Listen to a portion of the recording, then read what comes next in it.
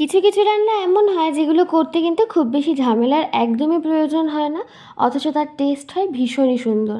আজকে আমি তোমাদের সাথে এমনই একটা রেসিপি শেয়ার করতে চলেছি যেটা করতে কিন্তু তেমন কিছুর প্রয়োজনই নেই, অথচ খেতে দুর্দান্ত লাগে। তার জন্য প্রথমেই দেখো নিয়ে নিয়েছি একটা মিক্সিং জার, আর তার সাথে দেখো বেশ খানিকটা চিংড়ি মাছ।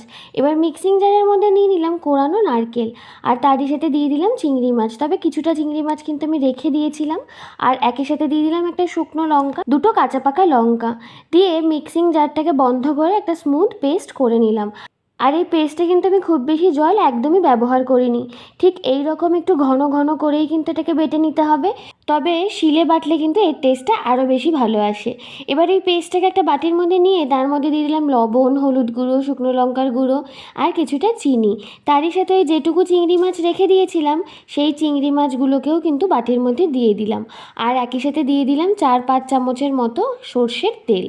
আর এই চিংড়ি মাছটা দেওয়া অপশনাল, চাইলে কিন্তু তোমরা নাও দিতে পারো। তবে দিলে কিন্তু মুখে যখন খাওয়ার সময় চিংড়ি মাছটা পড়ে তখন তার টেস্টটা খুবই ভালো আসে। এবার কিন্তু সব কিছু খুব ভালো করে মিশিয়ে নিচ্ছি। এই রান্নাটা কিন্তু আমার দিদার থেকে শেখা, তাই এটার স্বাদটা কিন্তু আমার কাছে খুবই স্পেশাল। ছোটোবেলা থেকে বহুবার কিন্তু এই খাবারটা দিয়েই এক থালা গরম গরম ভাত শেষ করে ফেলেছিলাম, তাই আজকে তোমাদের সঙ্গেও এই রেসিপিটা শেয়ার করছি। এবার নিয়ে নিয়েছি একটা কলা পাতা, আর তাতে বেশ খানিকটা সর্ষের তেল ভালো করে মাখিয়ে নিলাম। আর ওই যে আগে থেকে ব্যাটারটা বানিয়ে রেখেছি সেই ব্যাটারটাকে হাতের সাহায্যে দেখো পাতার ওপরে ছড়িয়ে দিচ্ছি। আর এখানে কিন্তু পাতার চারিদিকে গোল করে ভালো মতো ছড়িয়ে দিতে হবে। আর ব্যাটারটা দেওয়ার সময় কিন্তু অবশ্যই খেয়াল রাখবে কলা পাতায় যেন কোনো রকম ফাটা বা ফুটো না থাকে। এবার একটা কড়াই গরম বসিয়ে তার উপরে আর একটা পাতা দিয়ে দিলাম। আর ওই ব্যাটার সমেত পাতাটাকে কিন্তু খুব সাবধানে কড়াইয়ের মধ্যে বসিয়ে দিলাম।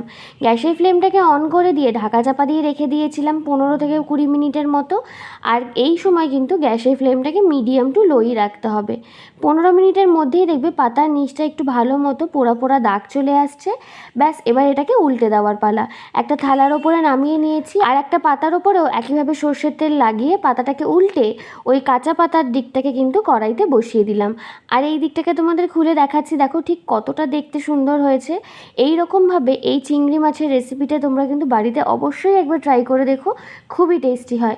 আবারও 10 থেকে 12 মিনিটের মতো রেখে দিয়েছিলাম এই দিকের অংশটা একটু পোড়া পোড়া দাগ রাখা অবধি।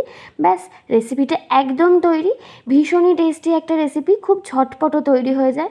মাত্র দুটো উপকরণেই কিন্তু অনায়াসে তোমরা এটা তৈরি করে নিতে পারবে। নারকেল আর চিংড়ি ছাড়া তো এতে আর কিছুর প্রয়োজনই হয় না। এইভাবে এই রেসিপিটা কিন্তু একবার করে দেখতেই পারো, অসাধারণ লাগে। আর আমাকে একবার জানাতে কিন্তু ভুলো না তোমাদের কেমন লাগলো। আজকের ভিডিওটা তাহলে এই পর্যন্তই। ভালো লাগলে লাইক করে দিও, চ্যানেলটাকে সাবস্ক্রাইব, আর ফেসবুক পেজ থেকে দেখলে পেজটাও ফলো করে দিও।